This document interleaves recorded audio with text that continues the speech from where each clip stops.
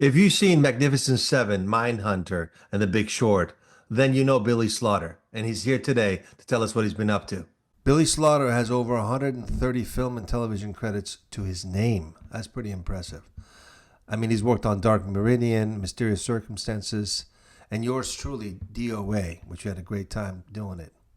Recently, he's been in Mayfair Witches and Twisted Metal, and The Burial, and The Passenger, and on and on and on. He's worked with some big directors: David Fincher, Antoine Fuqua, Clint Eastwood, Tom Cruise, and Bryan Cranston. And there's not enough time for me to list them all, so let's just jump in.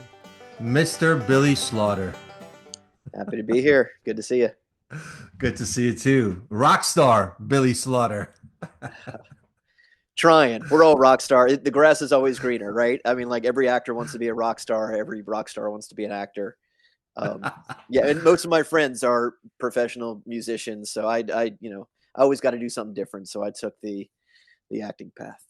Listen, Billy, I think you're an amazing performer, artist, actor. Just kind of introduce yourself, and then we'll just take it from there.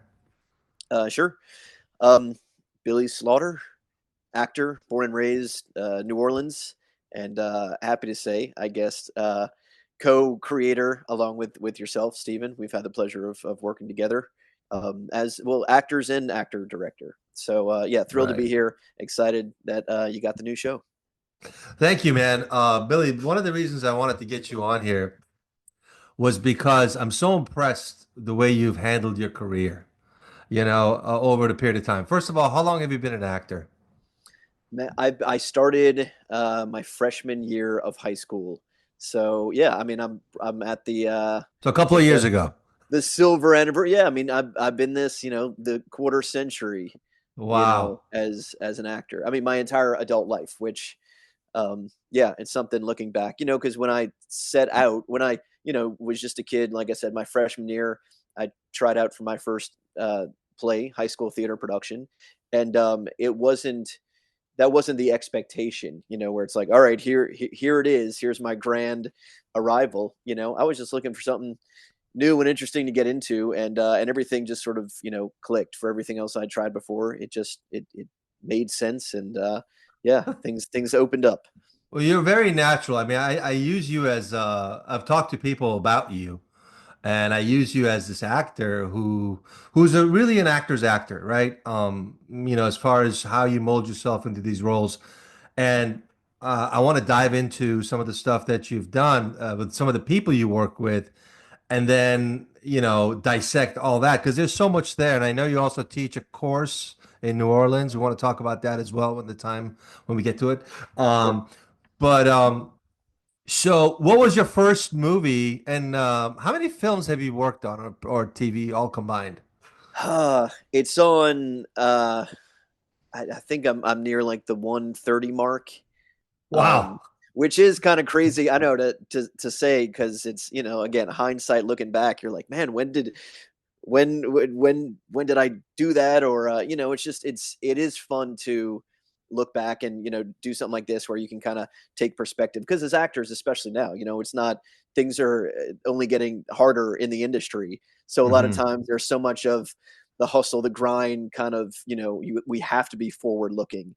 I've never been one to sort of rest on past laurels, but it is good. Again, always just in life, right? You look back and sort of the burden and benefit of history. What can we glean from it? Absolutely. Where we're not lose sight of where we come from. Absolutely. 130 films. I know it was funny because I put on Jack Reacher last night, and I remember you're in it. And just talk about that, and then God, tell me all the people you work with, and there's so much to learn. People that are watching the channel, they're just a lot of artists, a lot of creatives, a lot of people who are just curious. So nothing is off bounds. Whatever you want to share. Like, how was it working with Tom Cruise? How did you get that gig? Just kind of, and then we'll go.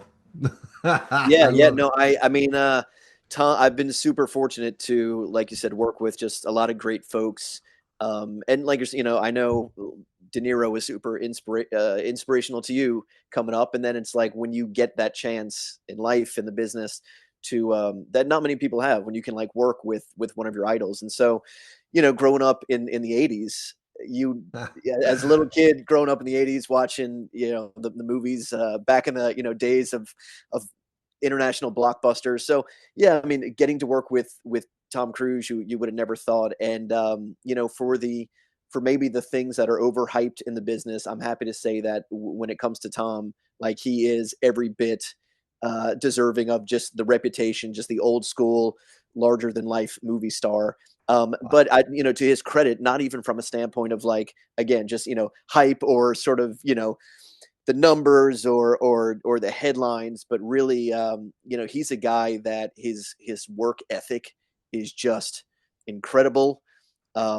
His drive to just do better Wow. and make the most out of any situation is insatiable. So he's talk about not resting on your laurels. You know, here's somebody who easily could just be like, you know, yeah, I made some big movies back in the day, Yeah. and you know, and then like I'll be in my trailer. You know, it's like he works harder than most people on set. He's one of those. He's a consummate host. He likes to like be captain of the ship, set the tone.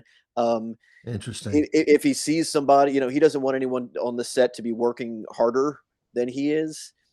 We were shooting like most of my scene with him in Jack Reacher 2. Um, Hmm.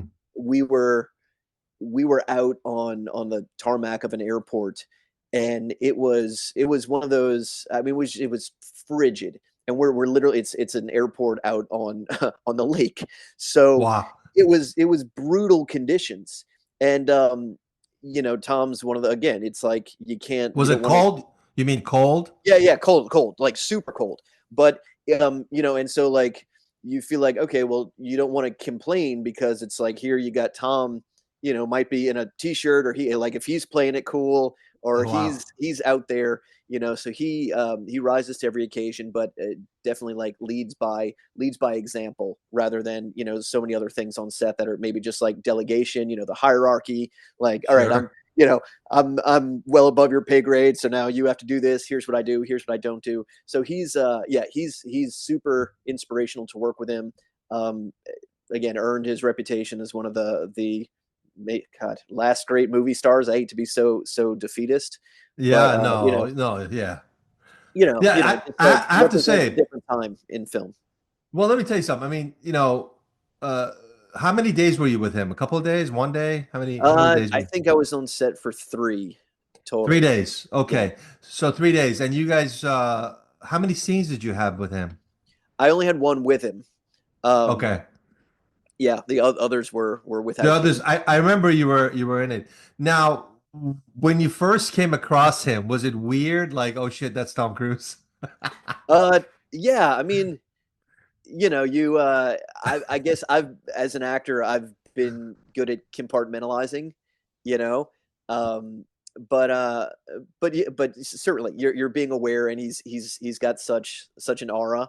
Um, he's not he's well physically he's not a large man like Right. myself, Right. so you know, it's no comparison. Like okay, like we can relate eye to eye, but one of those things where again, like he's just his persona is, you know, he doesn't need the extra size. He doesn't need the, you know, he doesn't have to bark loudly, so to speak, or any of the other uh, analogy. Like he's really comfortable in his own skin. And another, you know, I talked about him sort of being like a badass on set, but I think he's also really representative of the work hard, play hard mentality. Mhm. You know, he's like he'll have just out of his own dime. You know, he might have extra food trucks on set or coffee or Really? get, you know, dessert for people. So he's big on just the morale or and even though he's so focused on the work, you know, he's happy to have a conversation with you about life or your family. So That's I amazing. think yeah, it's just he sets a really good tone where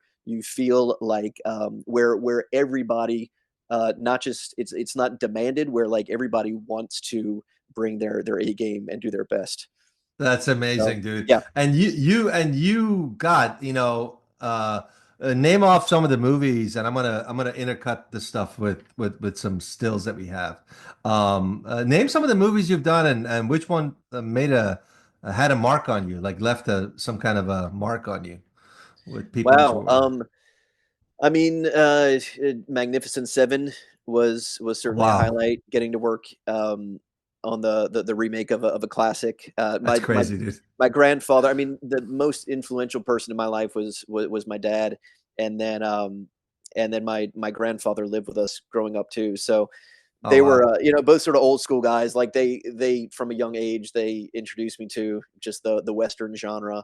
So one of those things being, like I said, when you can be part of something that's it transcends being just like, all right, it's a big film or it's successful, but something that has like generational appeal. sure, Um, that just not just connects us as colleagues or family, but sort of the human experiences. But then now, if you're talking experiences working with someone, you take ensemble cast like that. I mean, that's everyone oh from wow, Denzel to Chris Pratt, Ethan Hawke, D'Onofrio. So it was such a wow, range there. So wow, there's so much to be gleaned from working with not just different types, different backgrounds. Even like highlight there, Ethan Hawke is another one I'd give a great shout out to, similar to a Tom Cruise, where like here's a guy who's been doing it since he was a teenager, and I would have every right to be jaded, but he just shows up still on set like a kid in a candy store, like ready that's to awesome. go, ready to play, bring new stuff, try things out. So that was a highlight for sure. Um, That's a big and movie, man. yeah, yeah, and it's always there's always like the footnotes, the bittersweet, like so much was cut out of that movie, not just of my own role, but just like we shot, it's Antoine Fuqua as the director. He likes to shoot a lot. We had I mean, we created this whole world we were living in. It was really immersive. um so we shot like a 4 hour epic.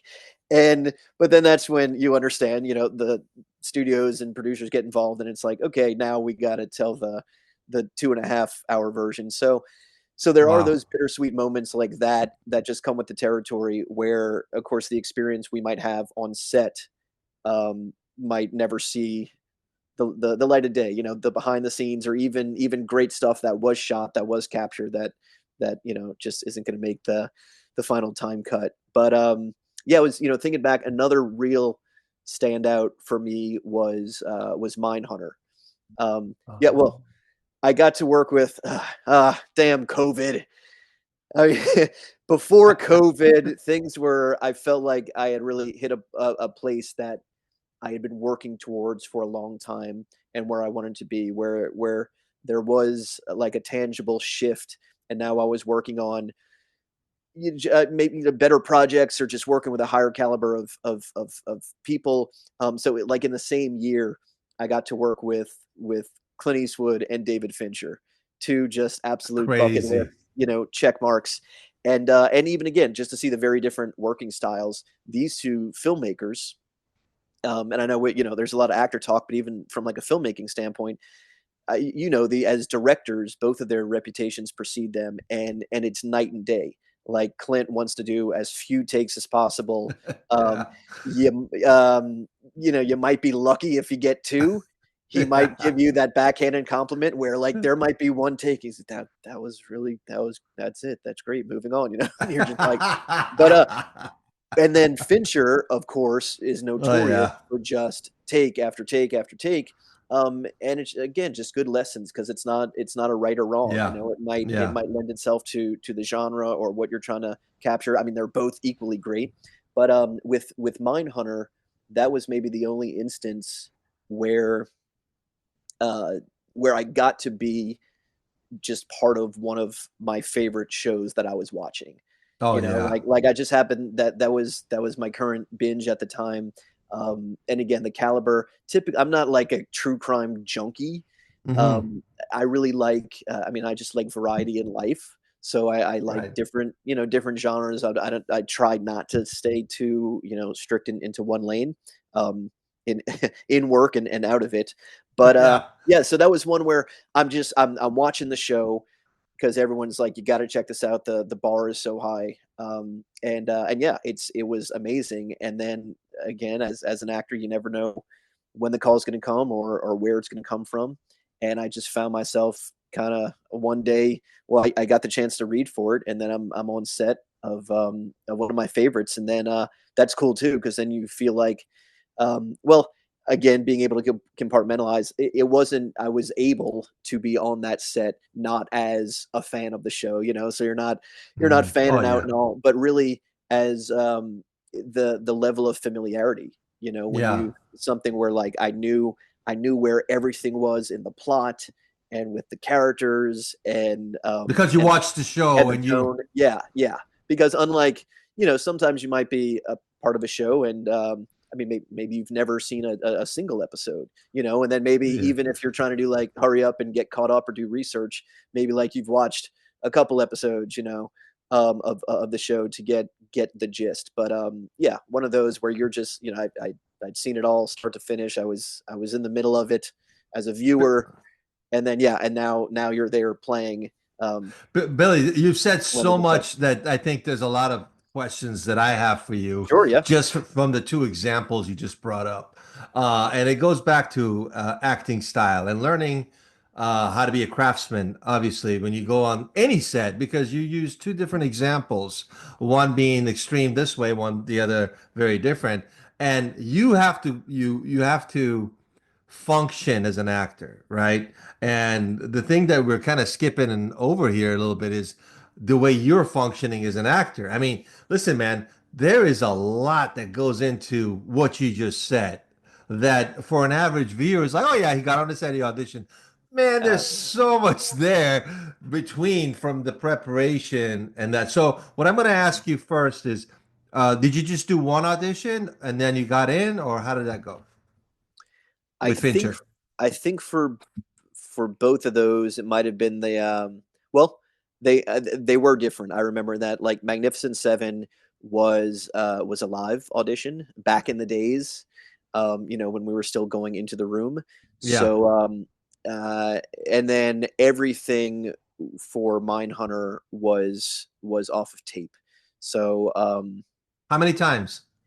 uh again, I think both of those are more typical situations where we probably had the first round and then the callback. Got it. Um, yeah, and so I had a few different takes at each of them. Maybe another difference too.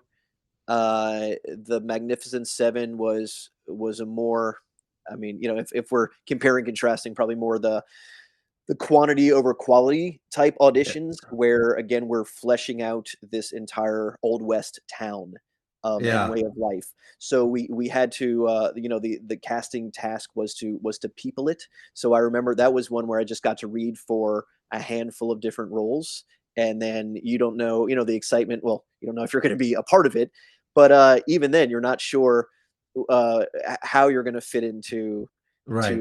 that scheme. And then versus something like Mindhunter, where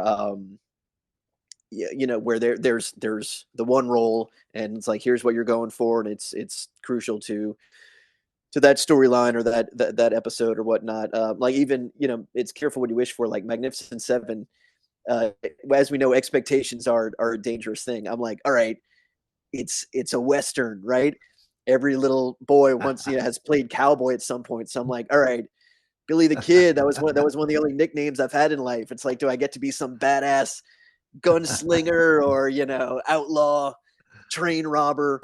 Um, so and I read for a bunch of bunch of those, and then it was like, so they want you to be a part of it. Great, which badass am I? So you're the pacifist school teacher of the of the town, and when you're just like, I mean, you know, That's somebody's got to great do though. it. Yeah, yeah. Listen, Billy, let me tell you something, man. Just the fact that you've managed to continuously get into the room and book it, that is a talent by itself, and it's quite impressive. I mean, come on, dude. I mean, 130 films. I always said you're one of those guys that one of your projects will like be this one thing, and then off you go. Thanks for having the conversation with me now, and see you later. I mean, I think that's where it is now. Honestly, I think COVID, and I did a video on this talking about COVID and the strike. Um, COVID killed the community of the artists, in my opinion, as Yeah, far as getting together with or having a support system, feeling like you're doing something. It killed it. And then the strike, as much as there was solidarity, yes, but it killed the community in a big way because people were having a financial struggle yeah. going through that. So, it gets to a point where you see and go, I love acting. I want to be an actor. I want to be a writer, a producer, director, whatever you want to do. Well, I don't want to be a producer. I fucking hate producing, but but everything else that's I've creative, enjoyed. I want to do more producing, but you're right. I mean, the landscape is getting, it's you it's know, it's it's more and more challenging. happy to talk to you about it, but I have to say, like, the community was hit, and I think being and you as an actor, Billy Slaughter, then you really have to dig deep, and you really have to figure out, correct me if I'm wrong, that I gotta like up my game now because of everything that's going on. Am I right, or am I wrong No, on no, that? I would agree. I mean, it's as you're saying, we went through a series, not just one. One would have been enough, but a series of just historically unprecedented, like tough times doesn't even do it justice, because that seems so, like there are ups and there are downs, and but like I said, things that between the global pandemic, between the strikes in the industry, between I mean the whole industry having to the entire paradigm shifting, and the industry kind of losing its way, changing its ways, as the world is, as society. And we still, maybe I'm still having the conversations regularly with people that aren't familiar with sort of the inner workings of the business, Mhm. that maybe they heard, like, okay, they heard some strikes and we all went through COVID, and like that's behind us now. So Ah, there might still be, yeah, this general mentality of like we're back to business as usual. And not only, as we know, could that not be further from the truth.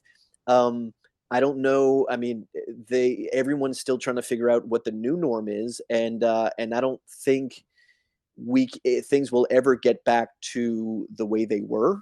yeah, Unfortunately, like, change is part of everything, so it's like there's going to be some good, some bad. But yeah, that, we are, I think, in a bad place with the top down change in the industry. um I feel like a lot of actors, and being a proud, SAG union member, and like, got sort of a bad rap in a lot of the negotiations or whatnot.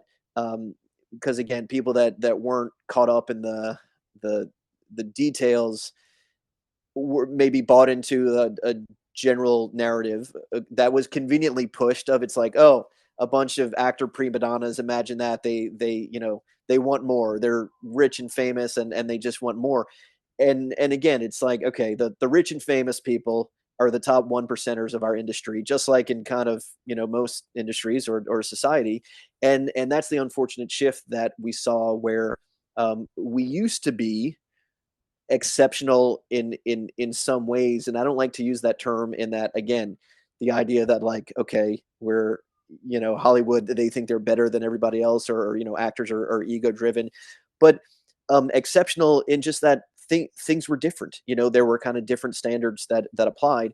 But unfortunately, I feel like now we're becoming like an all too an all too American tale, or just modern, where we were run by film studios, and now we're just run by mega corporations, streamers. and board, yeah, the streamers, and boards, and suits, and algorithms.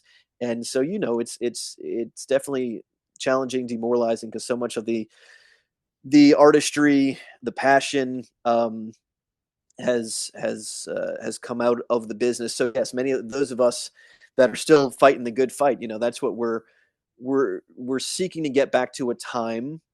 I've always been a happy medium guy, where there should be room for all of the above, where it's not just kind of these stark all or nothing parameters. And we like most of the great films of really the last century.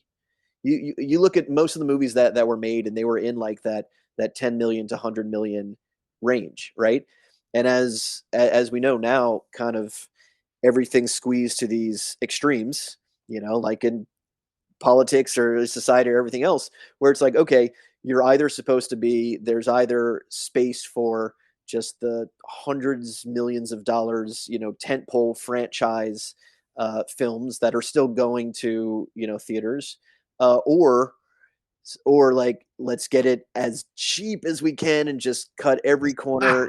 Yeah, I mean, it used to be like, all right, let's keep it under 10 million, and then it was like, all right, well, Right. we're looking under 5. Well, now how's 500,000 sound? And so Yeah. there's this massive vacuum, and of that used to be such a rich place, Yeah.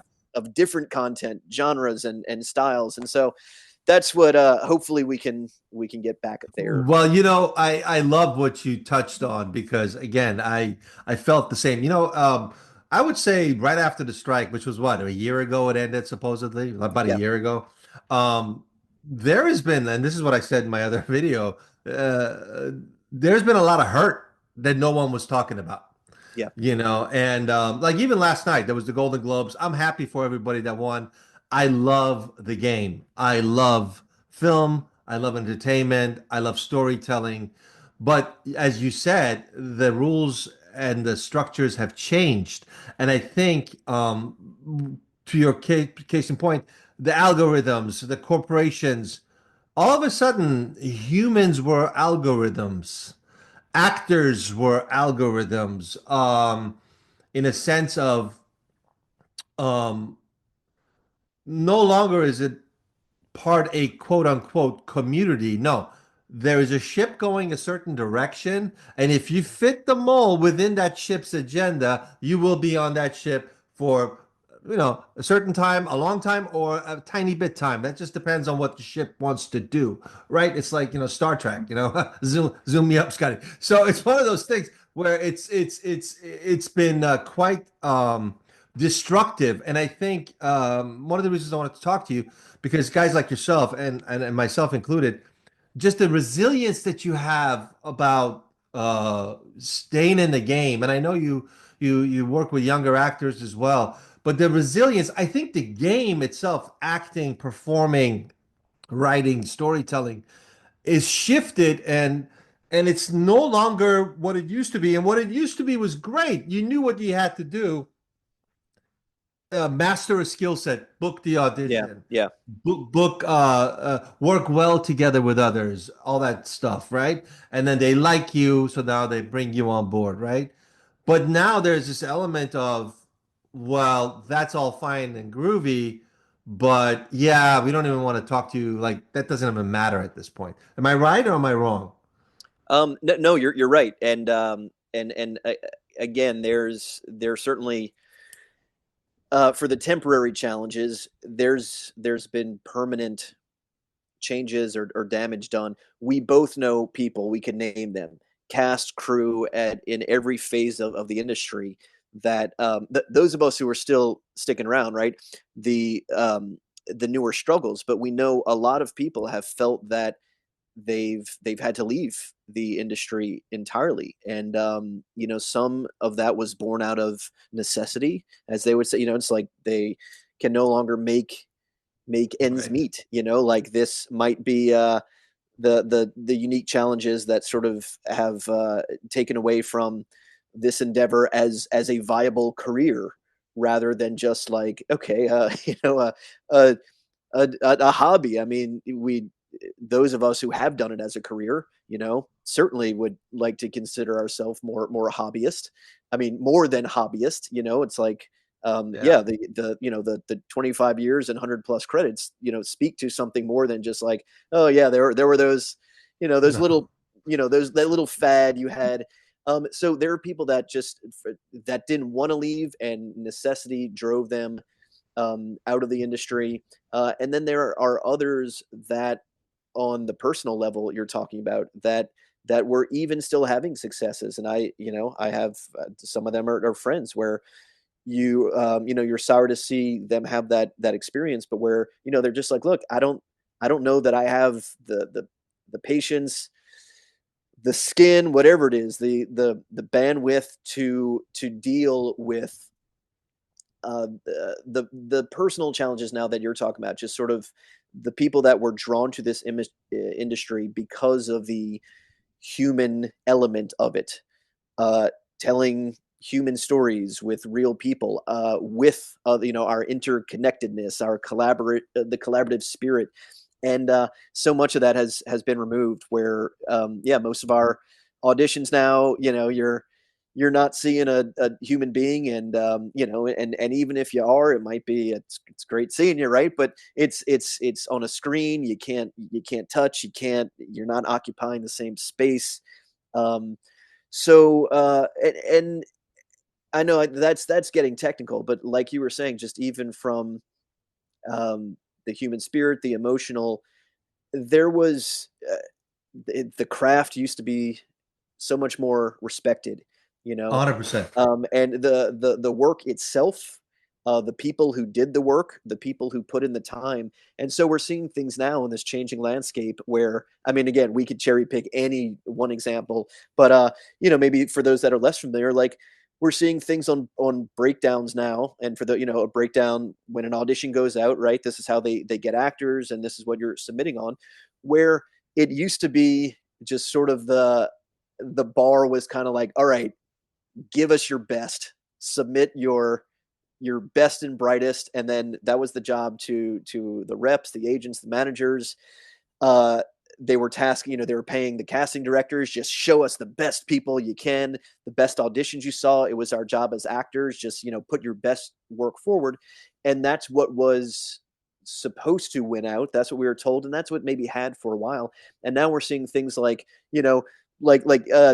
influencers apply, or the how many followers you did, Yeah. and it's so mind-boggling Yeah. because, again, going back to Yeah. just the algorithms that are driving the industry. It'd be one thing if it was just like, okay, well, it's a different approach, or kind of it's a sign of the times, but it's it's wrong, it's bullshit. They would like to Yeah. believe, yeah, all this, this emperor's new clothes, where they'd like Yeah. to buy Yeah. into the collective lies and assumptions that it's something that, like, okay, if a person has whatever, 100,000 followers on some social media, that, oh, well, there, it's easy, right? You just put them in your movie, and that's just 100,000 tickets you sold. And it doesn't work that way. First off, I mean, nothing about doing a tutorial on TikTok means you have the skills. Like, it is a separate thing. It doesn't mean Yeah. you can act, right? And there are people that, like, do this, have trained for it. As much as I hate to see so much work go overseas, which is another big thing that's changed in our industry, Yeah. Yeah. at least in other countries, and having had the privilege of, like, of training in England when I was younger, there Amazing. there is more of respect for the craft, the work, the God. tradesmanship, and the craft people. And so, yeah, You, social media is such yeah. Dude, you just said it, and I want to capture what you just said. And what you just said reminds me of when I first started out acting. I started really doing the whole Stanislavski Mhm. understanding of the method, and also really followed like Marlon Brando, Montgomery Clift. Those guys were like, for me, this New York theater lifestyle. That was the joy of being an actor, being a performer, being an artist. All of that, like you said, respect is now disrespected, man. And this is the issue that you're talking about. And I also understand it completely. And I think there's a lot of people who feel the exact same way. And you just actually verbalized it for me. You pointed out what the problem is, right? The problem is the respect of the artist is out the door Yeah, and it yeah, doesn't it's a exist. mindset, I mean, man, to go to a really bad place, my concern, and this is coming from someone, that generally tries to be a glass half full guy. But since the literal beginning of humanity, like that was a thing that existed, right? The storyteller, the professional storyteller, and their place in society, in the culture, in the world, the value that brought, 100%. Yeah. past, present, future, tying it all in. And so, looking forward, it's like I question how much of like the occupation of the professional storyteller, that job, um whether it's professionally, societally, right now things are going to have to change drastically, because that is going away, and as I said, for one of the first times in history. So hopefully we can change some things to get it back. um yeah, it's not You a know, yeah yeah, the it's yeah not. the respect of the artistry is It's not. It's definitely not. And I think understandable. I'll be honest with you. One of the reasons I was inspired, there was a couple of things I wanted to do, but one of the reasons I was inspired to start talking to people like yourself, and I got some really cool people coming after you, man. There's some really good people want to talk, and I Right. love it. I fucking love it. They want to talk, and I think it's healing. It heals you. And one of the things I wanted to do was to. I've always been pretty much a really good team player. Try to and a leader in a certain capacity with things that I do in my life, and I think. One of the things that is important is the lack of community, and what I mean by that, I'm not talking about Screen Actors Guild. Screen Actors Yeah. Guild is good for what they do, but and an acting class is good for what it is, right? But when you work for, I don't know, some corporation, they have corporate retreats. Yeah. There's mental Team health, building exercises. there's HR, Yeah. there's something. Artists do not have that, we don't have that community. Now, one of the guys I really like is Bryan Cranston. He seems like a really down to earth kind of guy. Absolutely. Yeah. Definitely one of my heroes. And I want to talk. I know you work with him too, right? You did something with him. I did. Well, I worked on a show with him. Again, we didn't get to go toe to toe, but I definitely had the You pleasure worked of on the chatting show. with him on set. Yeah. So, these are some people who mean well and try well. But again, there are tiers on this. Like you got, yourself. Like I do about a project, maybe two a year, right? As a filmmaker, as an actor. You Yeah. do, God knows, how many do you do? 10 a year? Five a I mean, year? when times were good, yeah, I could maybe do 10 projects a year. Yeah. Yeah, just as a working character actor. So I love the variety of that. But even from a number standpoint, that's something we're seeing change now, where a busy week, when used to be maybe three auditions in a week as an actor. That's again when things were rolling, and now that might, for me or someone else, that might be three auditions in a month. Oh yeah. Um, you Oh know, yeah. so Oh yeah. so hopefully with the new year, things are going to open up a little more. But yeah, it's a You different know, landscape. it is a different lane, and not just imagine. Well, you got different tiers. Like you got the big movie stars, even those guys. Like when I try to talk to agents about a certain movie, and they don't share anything about what's going on with their client. Number one, Hmm. zero. Hmm. Number two, that client on that tier level is also looking for something that is gonna, they can hang their hat on, parlay it. Sometimes it's not the money; they just want to, be like, okay, I'll give you an example. Adrien Brody, Yeah. he won an award. Yeah. I have Yep. a I have a movie that I sent to his people that is in the World War II genre, and this is about a year ago. And they were like, no, he's doing something World War II. So I was like, okay, well, that's it. And then last night when he was on stage, even Adrien Brody was like, I didn't think I'll be here again. Did you Yeah. remember? And Yeah. Yeah. I'm like, that's Adrien Brody. I mean, he's a super talented actor, and he's felt insecure about Nevi. Demi Moore is another one who was on there Yep. going, I don't think I ever thought I'd be here again. So what's wrong with this picture is what I'm saying. You know what I mean? What is it that these people, listen, I'm sure a lot of these cats get isolated, right? Phone Yeah. is ringing, meetings are happening, and all of a sudden, it's not happening. Uh, COVID and two strikes, it's just not happening. Yeah, and I think it's important for all of us in the industry to keep stock. I know, you're focused on sort of the mental health, the mindset of the artist. That you know, I feel like going back to Goodwill Hunting, good, another influential one that, it's not your fault.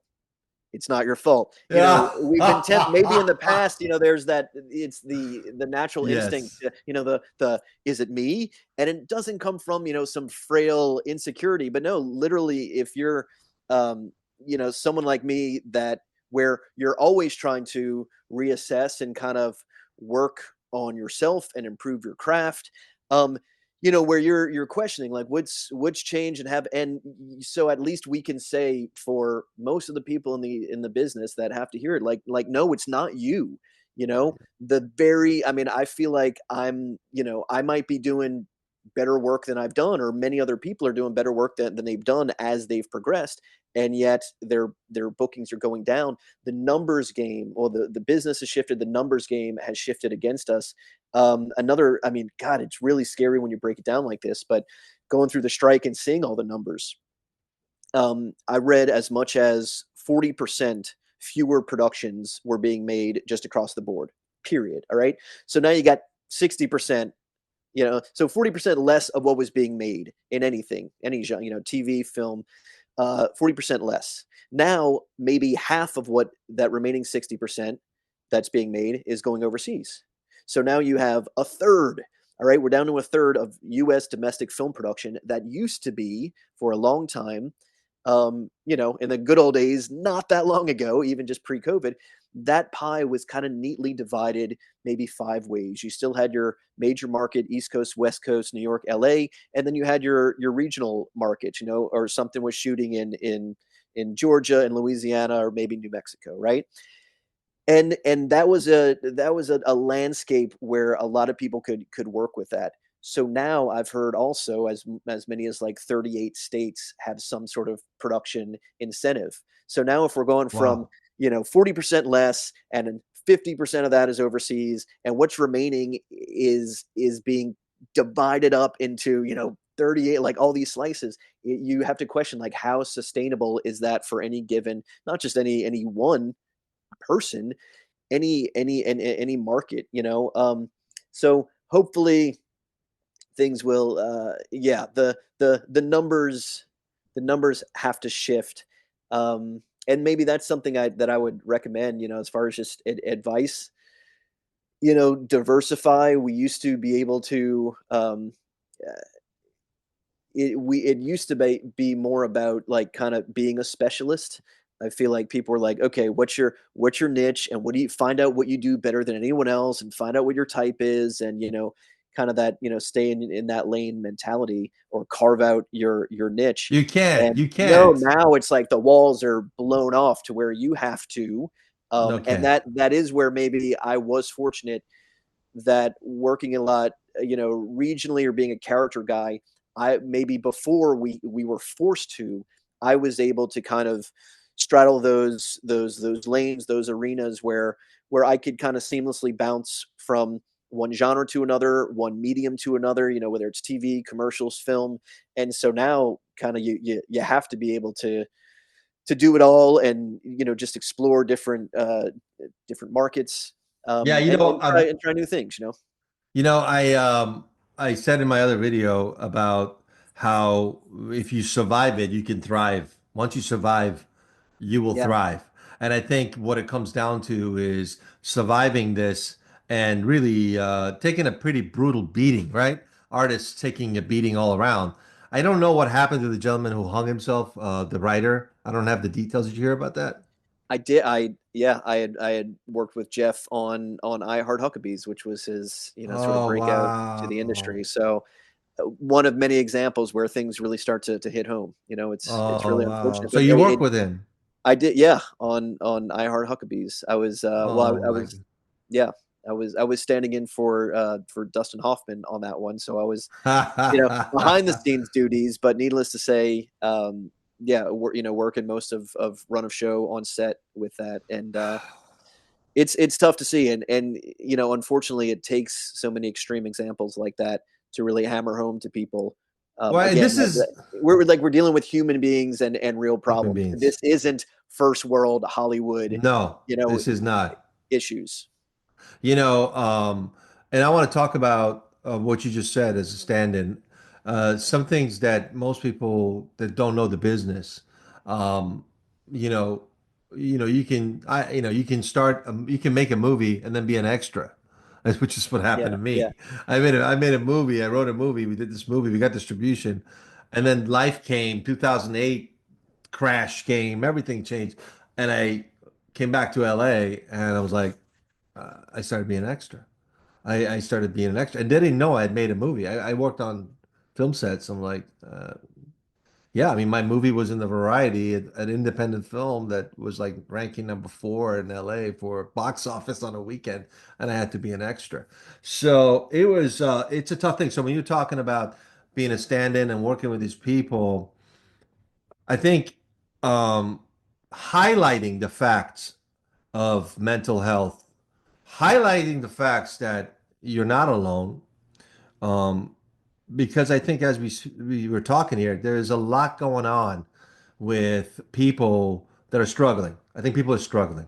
I know I struggled. It took me a minute. Last year was not an easy year at all. It was probably one of the hardest years of my yeah, life. yeah, It was pretty difficult. Um, and I think when you see a guy like the gentleman who just committed suicide, and other people have done the same in some areas, and also entertainment. That's mental health.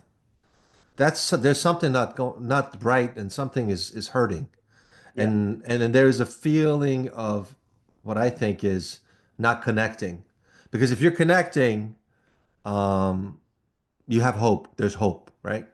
There's hope for people that are in touch or communicating with somebody, and there's a feeling.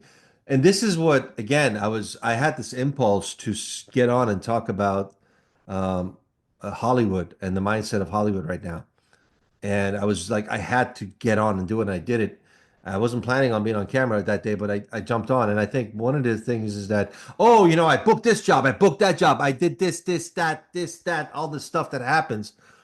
But it's if you don't have your feet on the ground, you could get in trouble all the way around, yeah, yeah. you That know? it's so important to have that solid foundation, not Yeah. just kind of be in touch with yourself, Right. who you are as a human, like you said. I mean, not Yeah. before we're people before we're actors or any other title we might Yeah. wear or hold, or role we might take on, Yeah. and then just yeah, that support structure where you are with your people, family, friends. That's as important as ever. As like we're saying, the industry just grows, can more and more disconnected. Where we do have our connections and where we can make more, it becomes more and more vital. Like Hmm. in again, like the yesteryears, as an actor, just the average day, we know we you get many more auditions than you book, right? And so you have to learn to enjoy the process. I mean, Cranston talks a lot about that. But the average day was made because you would get your audition and you would go to the casting office wherever you are, and you're in a room. You run into old friends you haven't seen forever and ever. Yeah. You run into like your current peers or Yeah. friends. So to your Yeah. point, there was just such more of a sense of community. And then it's like, all right, we're all in this together. Um, you're pulling for each other. You can talk about it. You can bounce off. You can rehearse together. Everyone does their thing after. It's like, hey, let's go grab, Let's go Yeah. grab coffee, let's grab a bite to Yeah. eat, catch up. It was just so much more about, I mean, we talked about more of the art lacking, but just so much more about people, um, people And rather than things and numbers. I think this is one of the reasons I wanted to start this podcast, to have that kind of connection with people. I mean, the reality is, Yeah, if you and I wouldn't have planned this, chances are you and I wouldn't have FaceTime anytime soon. We would have talked yeah, on the phone, maybe text, right. talk phone. But the fact that we're connecting on this level and adjusting and pivoting in the business, I mean, I have a film coming out this year. It's great. But I'm more passionate right now about this conversation because this is real to me. This is what matters. But on a better site, and moving forward with things, tell me a little bit about your acting approach and what you're teaching in your class and the history behind your New Orleans connection. And tell me a little bit about that so people know and Sure, can look sure. you up. Yeah. Yeah, acting approach. I mean, I consider myself again a proud character actor, and that's really the standard I apply to my own work, but when I'm teaching as well. The distinction that character acting, like that term is thrown around in reference more often to like one's type, right? You're a character versus the traditional leading man or woman. But to me, I see it as an approach, as a methodology that to me sort of maybe, one of the fundamental 101 questions we start with when we're acting is like, what would I do in this situation? I, Billy, you, Steven, what would we do under the circumstances? And that's a really vital question to ask, because that's what's going to help ground you and their performance, right? And you start to relate to it. But like a lot of actors maybe start there and end there, and I think it's crucial. We have to say, all right, the one more important thing than what you would do in the situation is what your character would do, and so kind of to me the magic formula is just this: taking this unique character in this unique set of circumstances, and those are the variables you're working within the confines. I just happen to see, as an actor, I get like a lot of different acting memes show up on social media and whatnot, and I just happen to see like this the same day it was completely disconnected, but it was one clip of Philip Seymour Hoffman, rest his soul, one of the greatest character actors, and Gene Hackman was a separate clip. Yeah, again, no, just like, oh yeah, that guy too. Sorry, Gene.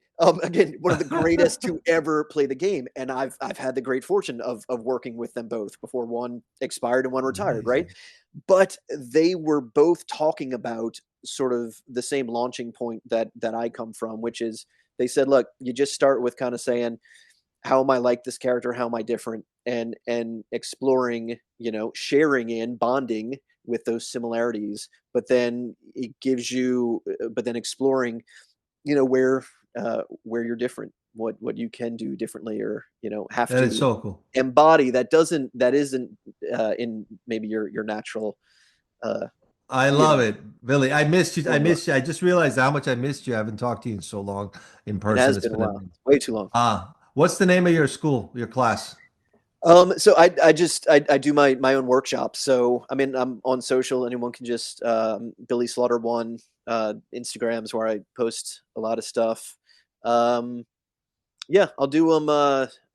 Maybe every month, every other month, do a workshop. It's great to get back in the room with actors, because I did teach for a long time at an acting school that was closed during COVID. Um, so it's great just being in a room full of actors and collaborating where it's not so result oriented as so much of our work is. And then I also took on maybe more of a personal mission.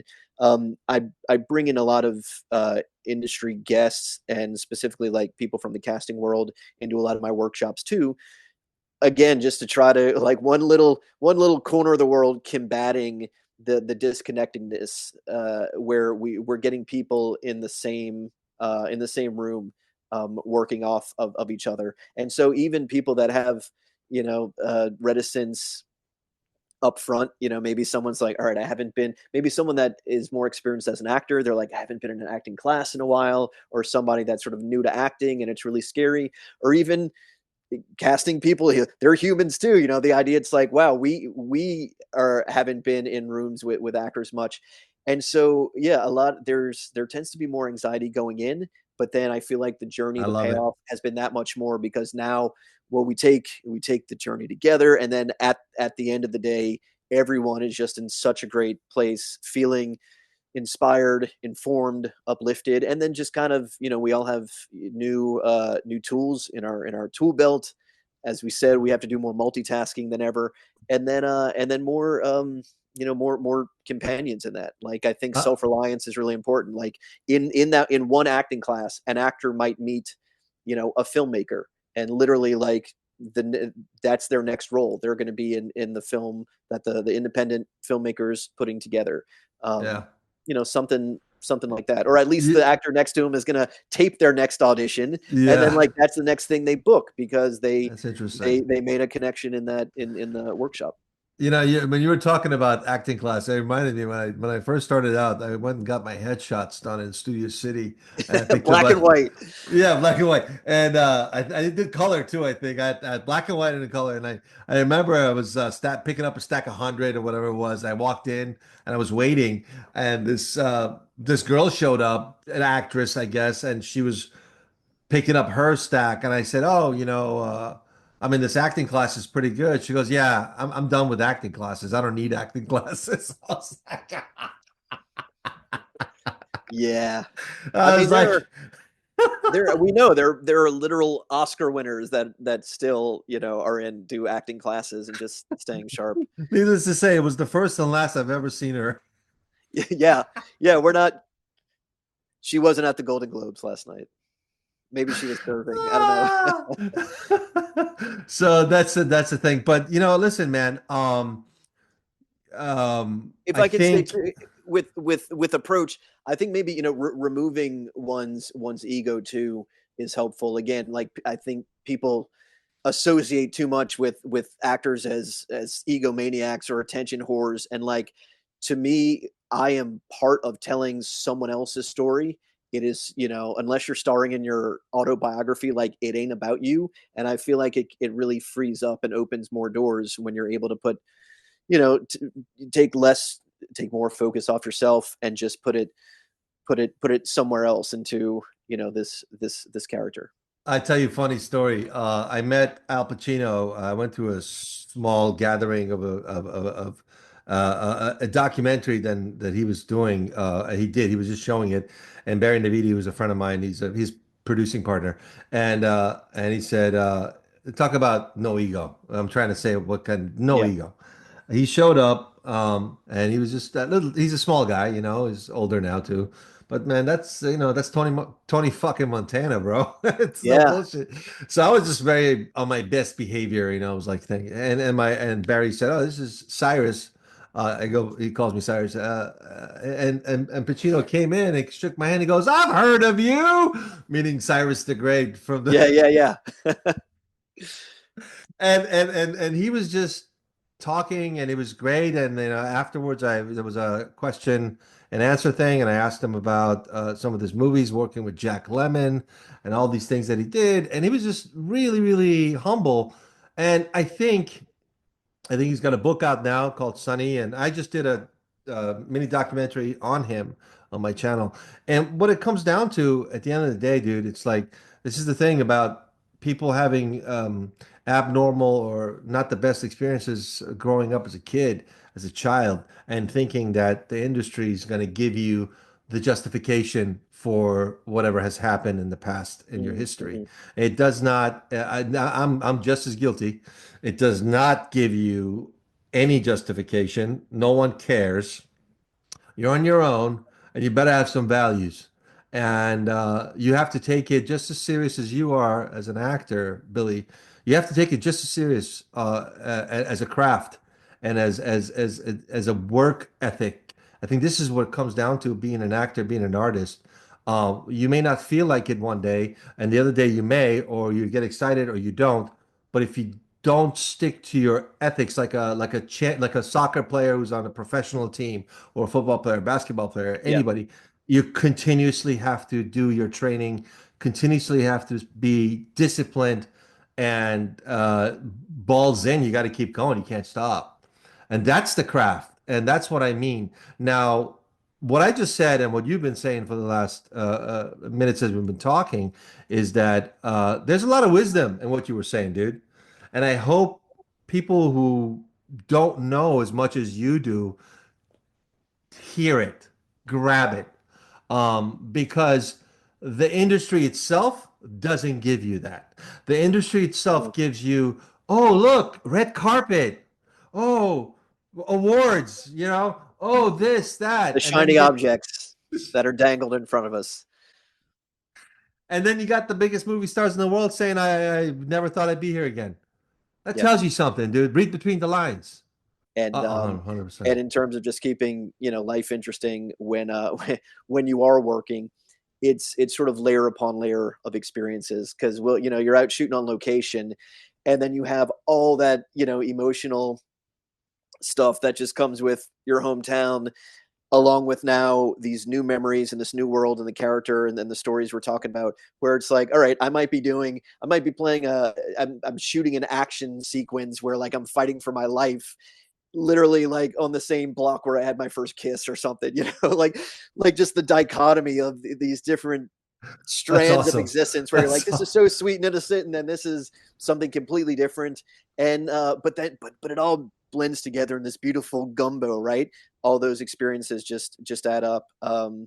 Yes, Yeah. sir. And I know, man, I liked, I know I always try to end on an up note, but of course then, like, the year started in such a tragic place for my hometown with the attack in New Orleans. And so I would, I feel remiss if I don't mention that and honor the fallen, but not just out of sympathy or respect, but as we're starting a new year, um, coming off of the many challenges we've talked about, I hope we can gain inspiration from them. We've talked about, our heroes kind of in the industry that have inspired us to do what we do, but just the real people, that maybe if, God, if there's anything positive to be said about something like that, you look at, they've been just releasing more and more of the victims, and when you look at all their pictures, it's such